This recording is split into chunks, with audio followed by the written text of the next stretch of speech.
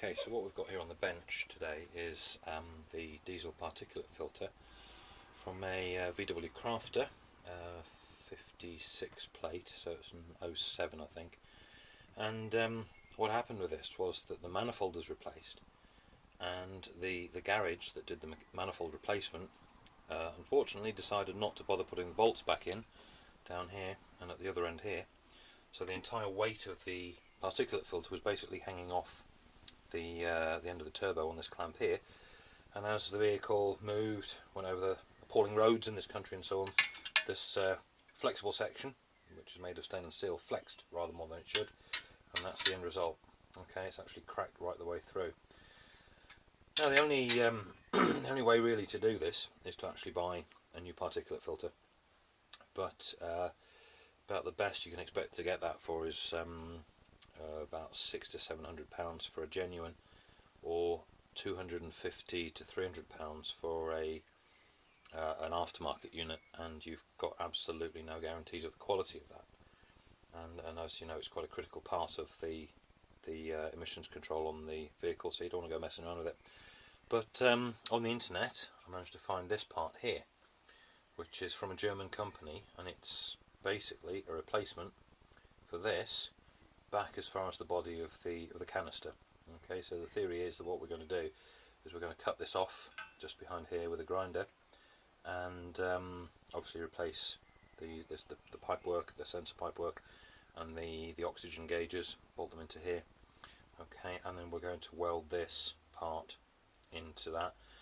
I think delivered this came to about 80 something pounds, so obviously it's a substantial saving over the price of a replacement full particulate filter, and hopefully that should do the job. So I won't show you the welding, but I'll show you all the rest of the setting up as we go through this process, and I'll put the name of the company from which I got this into the link underneath the video.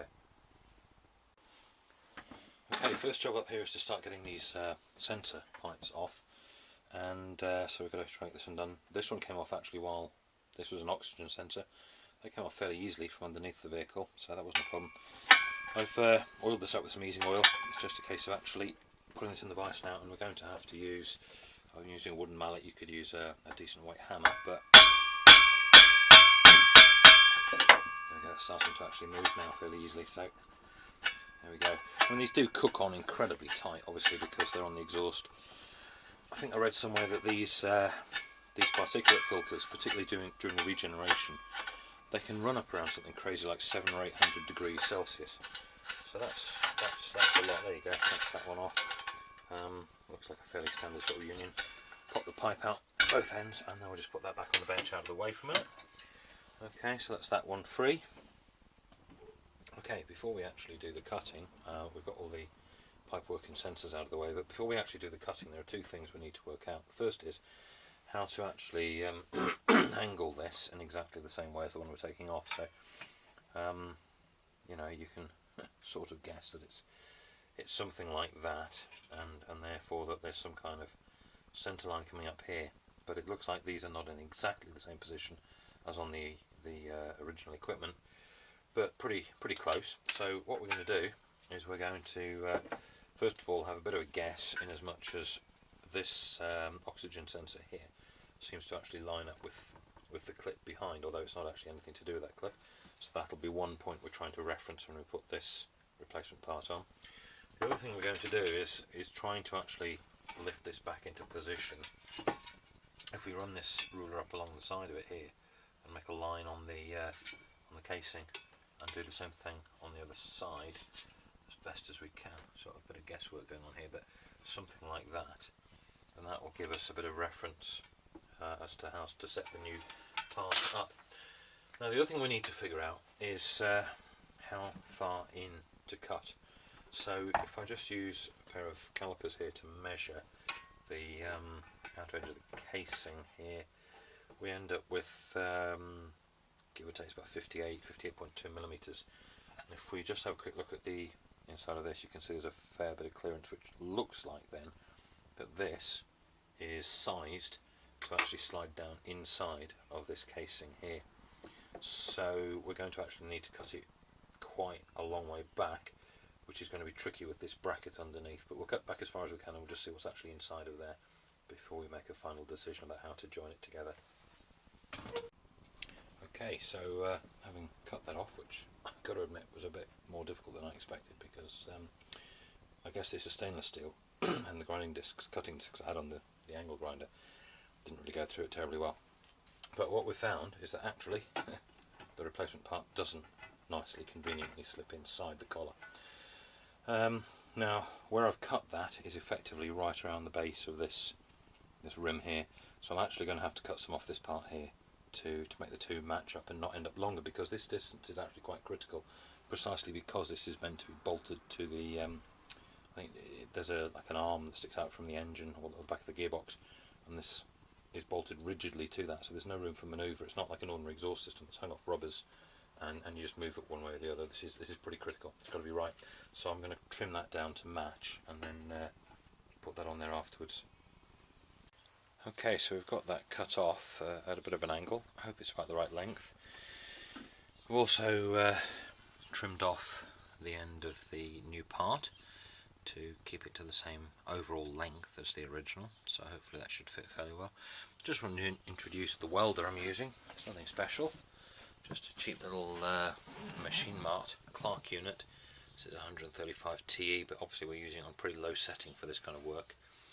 I've got an attitude with this kind of stuff that says that if you buy relatively cheap but you look after it well, it's actually going to serve you reasonably well. Obviously, if you're looking for a professional usage, then you need to spend the money and buy professional. But for this kind of job, frankly, a little DIY amateur welding kit is absolutely all you need. Okay, so we've got the first few tacks of weld in position. We're actually going to leave it like that and not make a seam weld out of it until after we've tried it back on the vehicle to make sure that everything lines up, because obviously it's relatively easy to cut a little tack like that, but if I'd seam welded all the way round and then discovered that my measurements, my guesstimate of best position didn't work out, that would be a bit of an issue to undo. So we'll leave it like this until we've tried it on the vehicle, and then we'll seam all the way around. Just to mention here, I'm actually only using a mild steel welding wire. You can weld with stainless steel wire in a MIG, and I think it's argon as a shielding gas.